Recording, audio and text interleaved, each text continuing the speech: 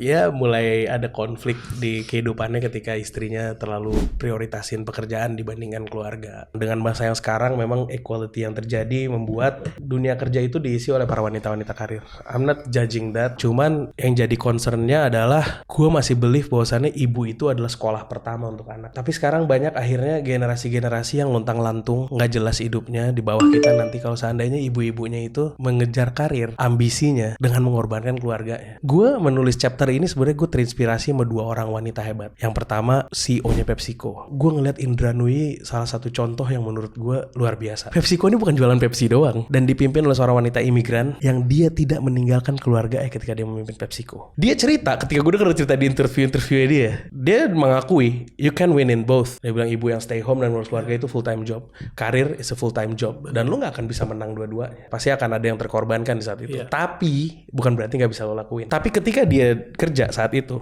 dia bawa anak yang umur 9 tahun sama 9 bulan ke kantor. Dia bilang kalau seandainya gue nggak bisa ada buat mereka di rumah, maka mereka akan ada sama gue di kantor. Kalau mereka nggak suka kids running around di office, itu adalah konsekuensi lo nge-hire gue, dia bilang. Tapi kalau lo orang yang kompeten dan orang yang capable, dia bilang kalau seandainya mau lo nggak suka, cari orang yang bisa ngerjain ini lebih baik daripada gue. Dan pas dia jadi CEO, dia nerapin work-life balance yang luar biasa di PepsiCo, flexibility yang luar biasa. Ketika anaknya sakit, rumah dia 15 menit dari kantor, dia cerita. Itu 3 jam sekali dia pulang. Dan paling most importantly dia bilang, gue hadir, presence gue ada buat dia.